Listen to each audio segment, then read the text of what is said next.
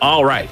So without further ado, it is time for us to jump in to the second run of our evening. That is, this one I think is definitely more wildlife themed than maybe Bears in Space was, but it features some pretty goofy animals, pretty silly stuff, and this is going to be Over the Hedge for the Nintendo DS, and it's going to be run by Lucky Boy. Lucky Boy, take it away. Woo! Hey guys, it's me, Lucky Boy 527. Today we're going to be running a classic of GDQ. We're going to save some animals. Definitely referring to Metroid, right? No, this is Over the Hedge. And I'm joined today by these two lovely commentators. Hey there, I'm owouch, but you can call me Colin, and I will be providing some really analytical insight onto the deep nuances of Over the Hedge for the Nintendo DS. And my name's SoaringSloth, and I'll somehow be also doing that, but, you know, I also just have some funny quips, you know? I'm just cool It's time to be silly. Yeah, it's time to be silly. Sloth is due for not one, but multiple funny quips. I will not miss. All right, but in all seriousness, game starts when I click on the new game here on the Leaf. That will be in 3, 2, 1, go. All right, let's get it. All right, we're going to be collecting most of the stuff in its opening level. It's going to be pretty straightforward.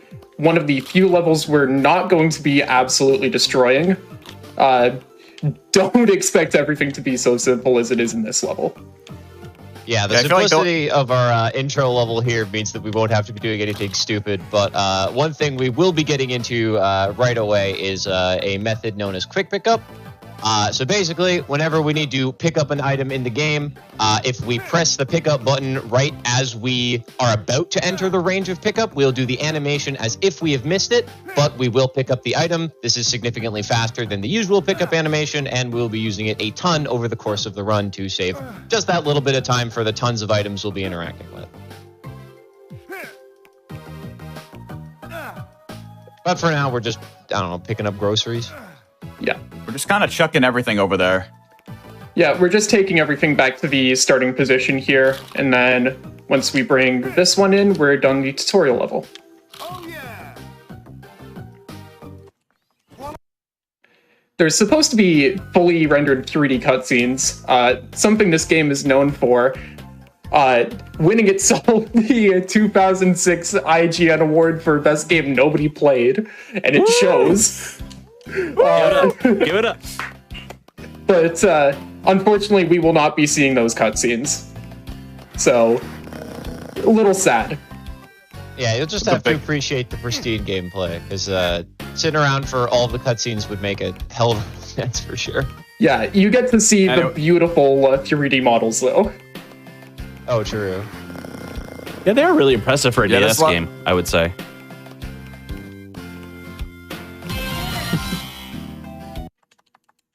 They're pretty solid when they're not fully in the spotlight, but I guess at the end of the run, you'll get to see a little surprise regarding that. Ooh. Oh, absolutely.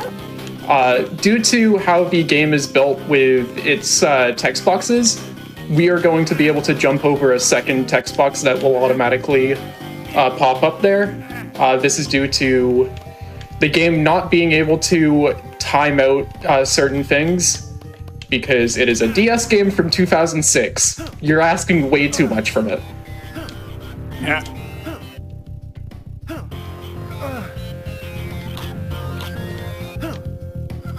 But we're gonna try and remove all the spark plugs from the bulldozer here, because, as we know, bulldozers, they destroy hedges. We don't like that, so we want to limit ourselves with that and save the forest.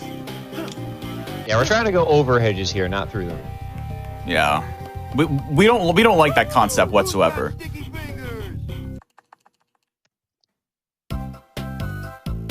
All right. Alrighty, so we're getting to our first set of houses here. Each house is basically a collectible mission in that we need to acquire something of value for one of the animals that we encounter, though most of that information is in cutscenes that we will not be seeing. Yeah. This is my favorite part. We're going to be doing this so much. This, I missed it. So basically, collisions are very weird in this game. When you walk up slopes, you can just kind of phase through the fence right there and just go directly into the house. So we're going to be doing that a lot over the course of this run. Here, it speeds up a lot of just the process of grabbing, X item, getting it back, so on and so forth. But here, we're just hitting that button and bolting directly over here. Basically, every excuse we have to avoid walls, barriers, and any amount of reality or structure that the game has built for us, we will be doing. This game is very well built, as you will see. No problems at all, but we are going to be missing some of the really big breaks, like the fact that you can just run through corners. Because those are extremely inconsistent.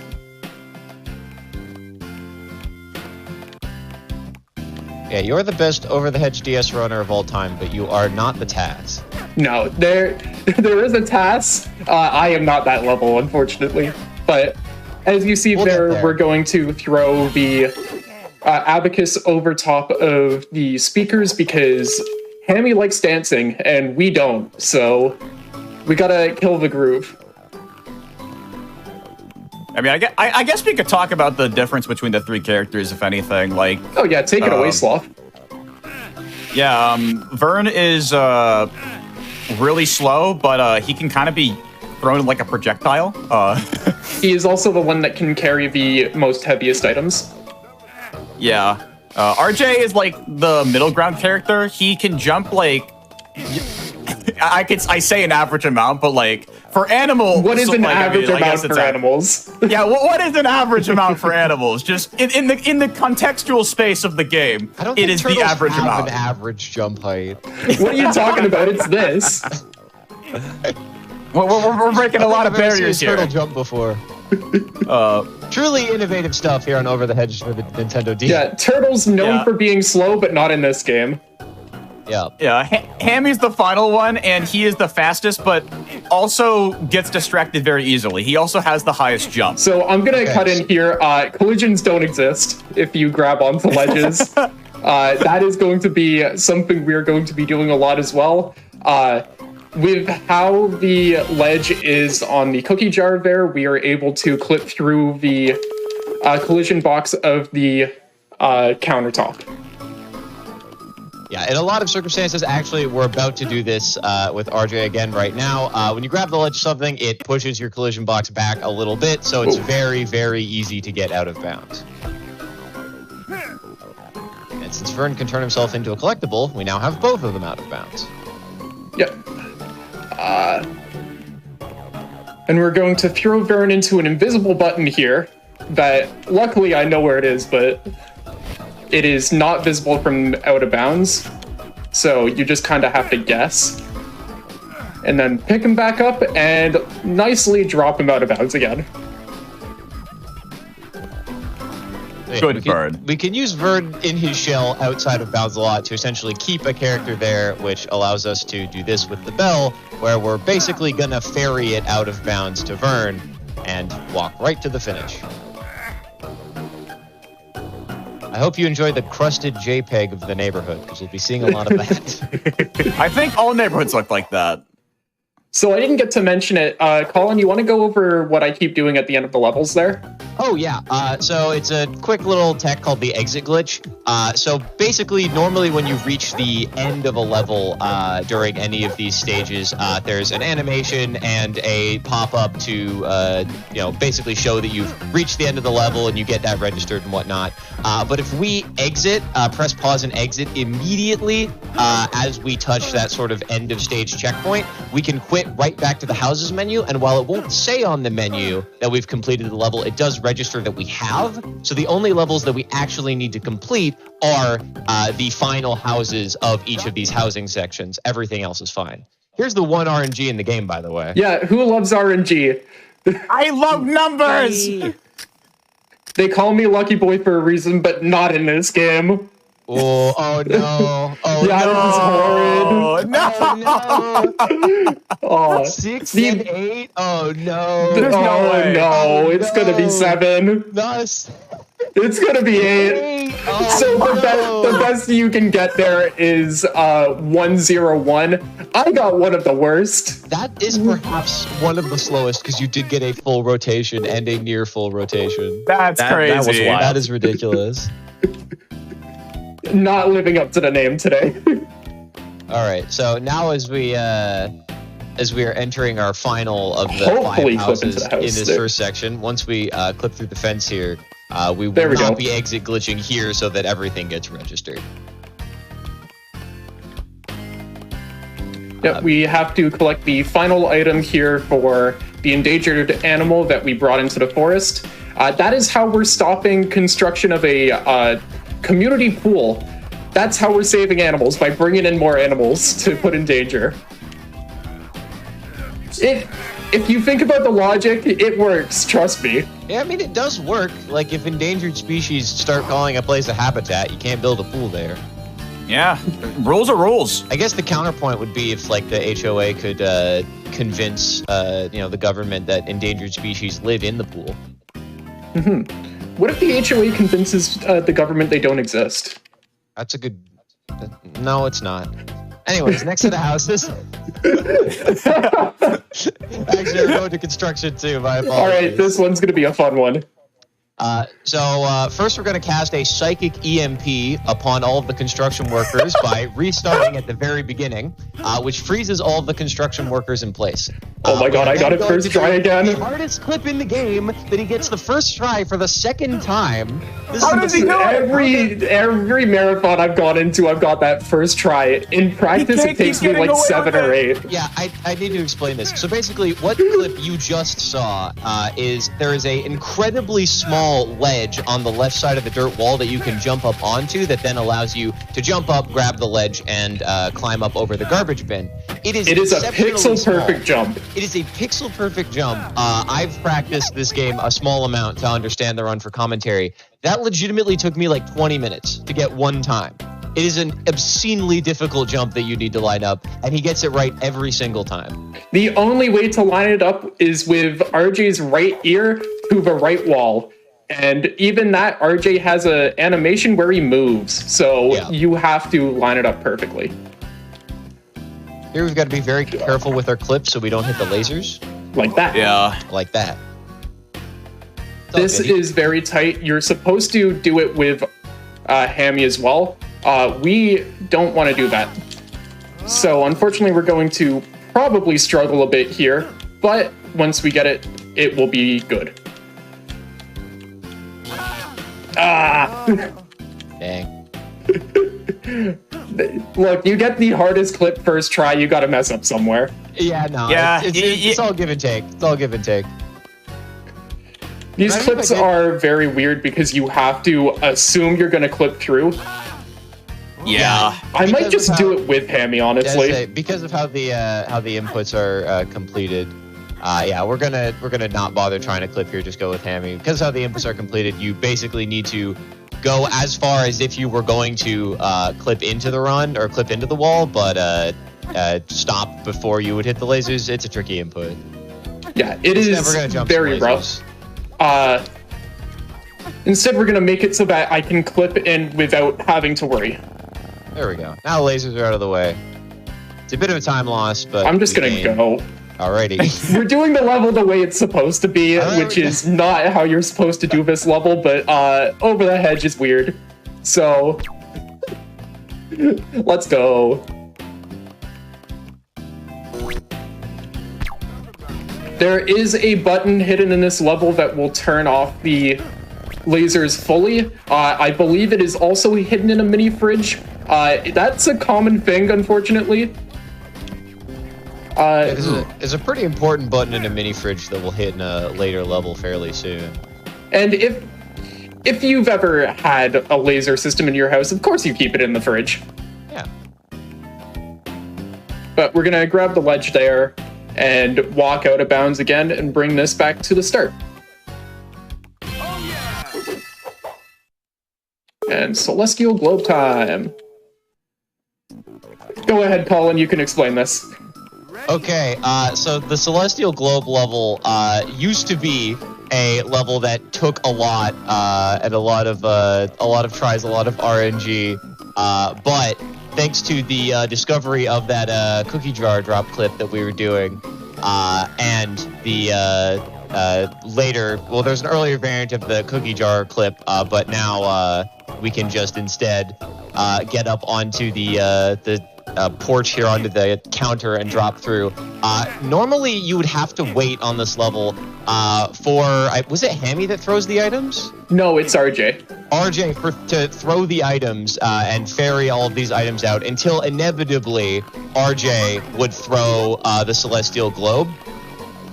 So you would have to wait for all of that to happen or hope for RJ to throw the globe quickly. Luckily, the globe is stored somewhere. It's stored in that random room of the house that you're usually not able to access. But with our clipping through the wall, we're able to grab it and do the level quickly.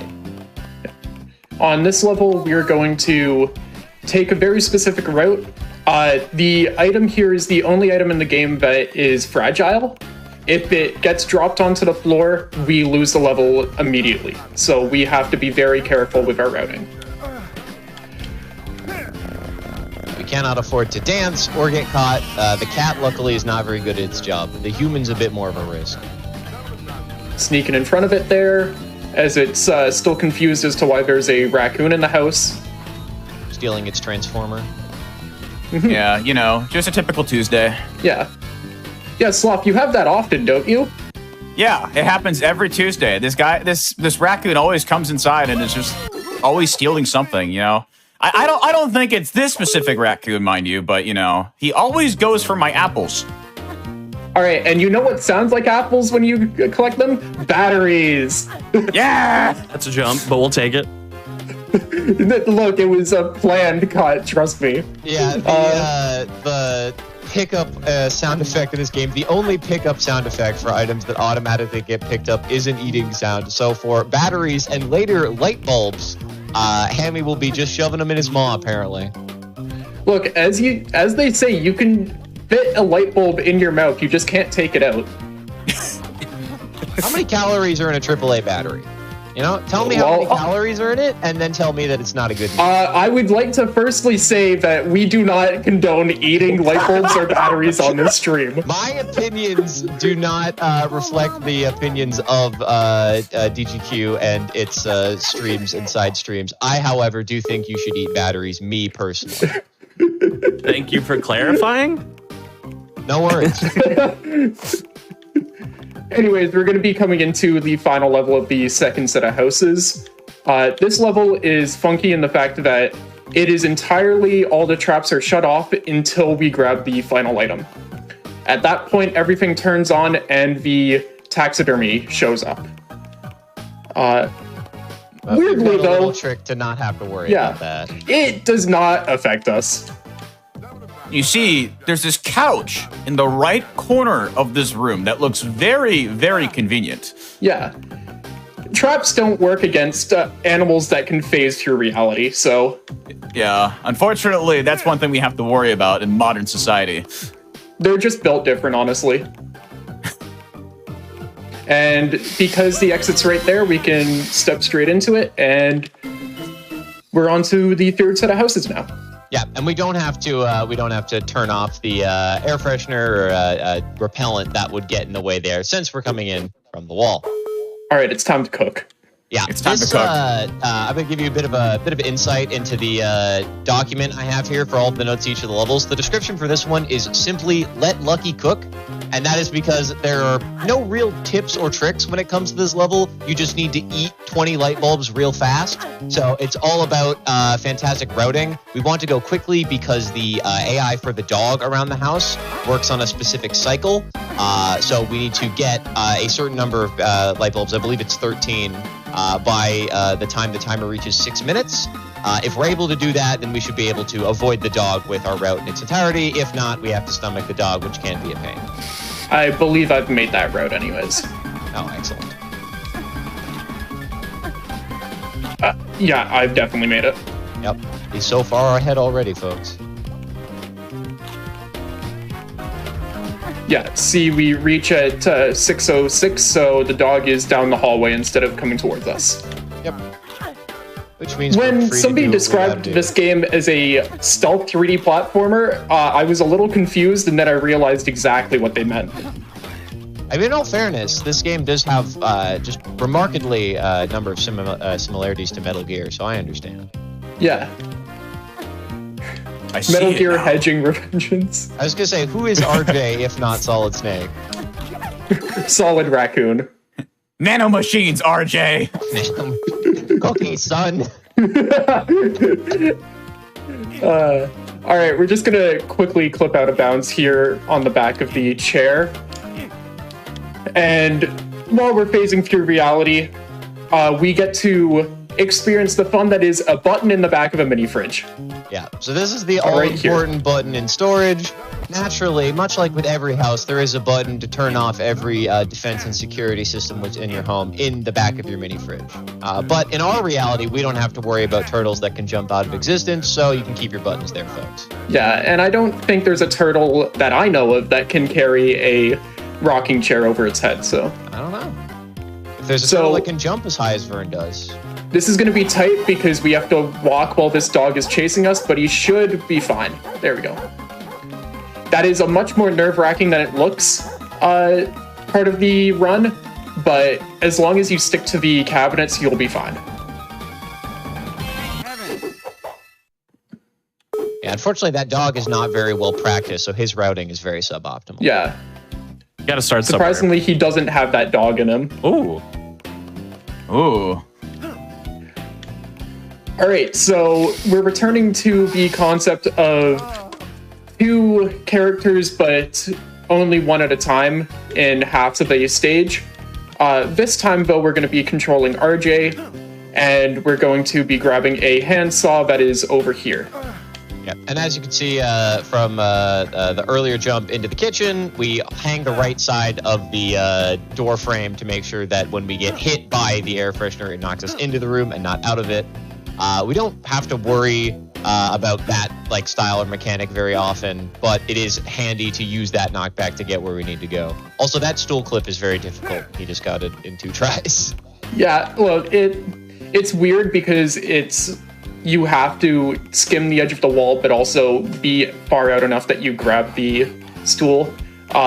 I'm glad that was found a while back by 7AJK. Absolute legend in his own right. I'll be mentioning him later. Yeah, props we have a bunch of things, but he has helped develop this run a insane amount. This is a very hard level in the fact that you need to get the clip first try, otherwise you're going to die. So I'm going to probably be restarting a couple times. Yeah, this human is basically unavoidable from this position, so we've got to get the clip right away, otherwise it's not worth continuing.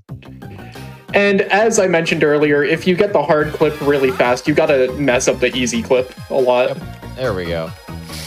And we're going to hang a right to avoid the air freshener and jump over the blue laser beams, which are just motion sensors.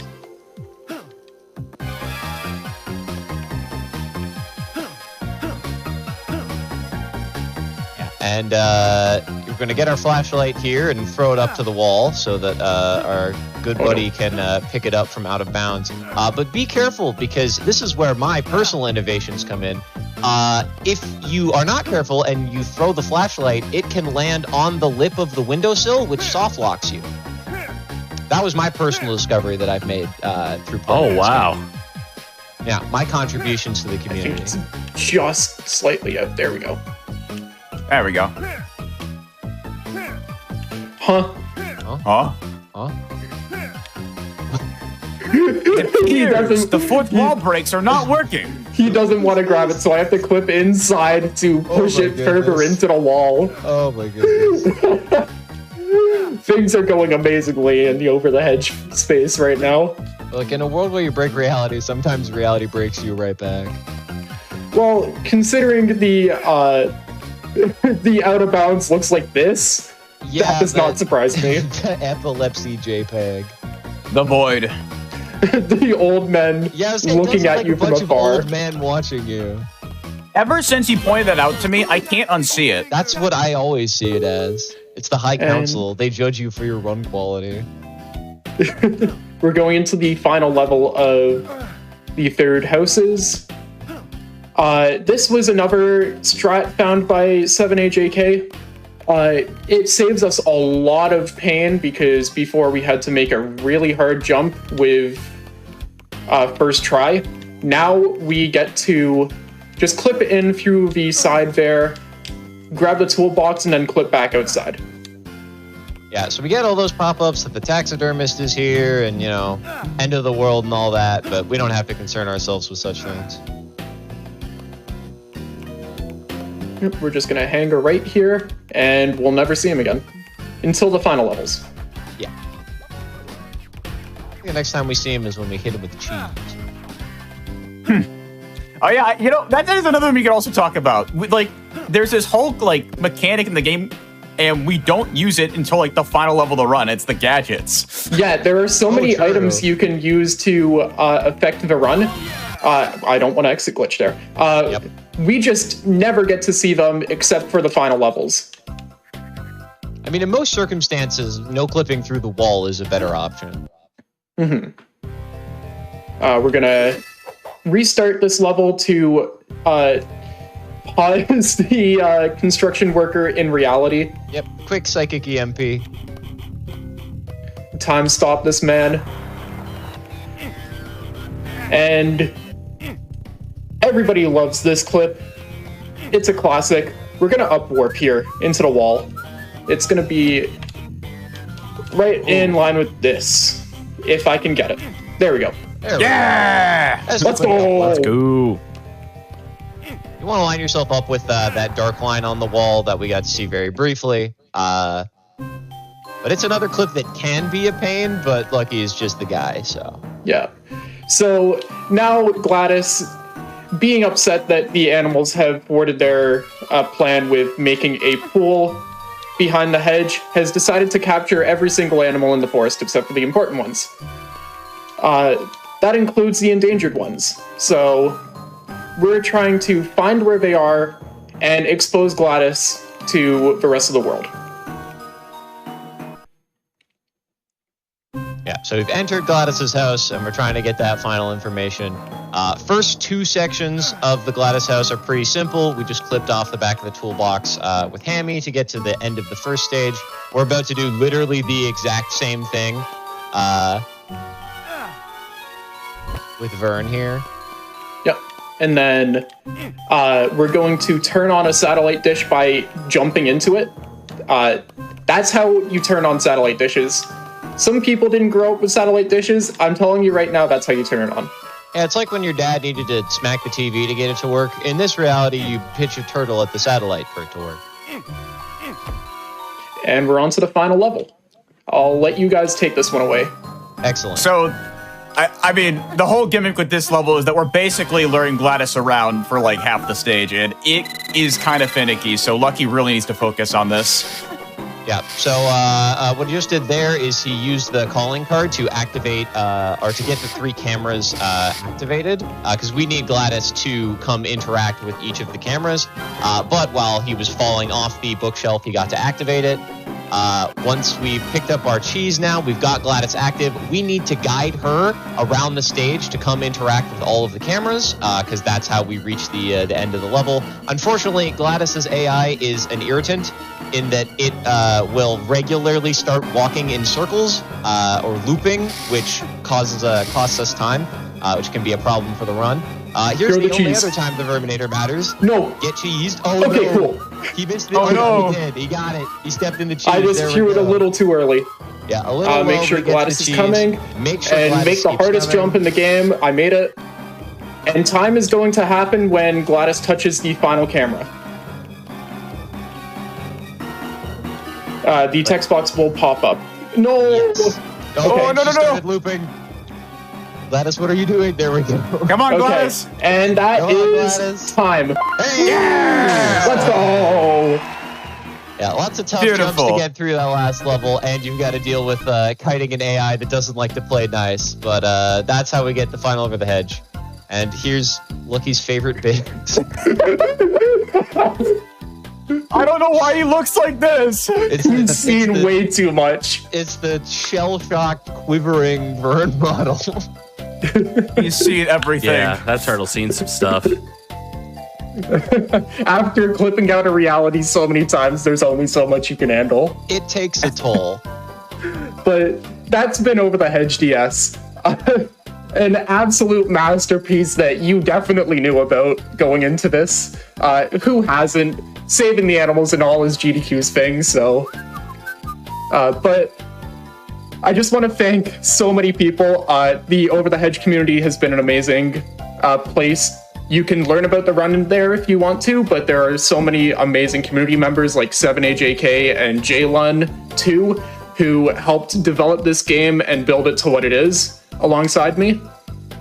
And then there's a few other people like the Flavoids, the Sloth Crib, Sloth, you were probably going to mention those, and Jade Wisp and Table. If there's anyone you guys want to shout out.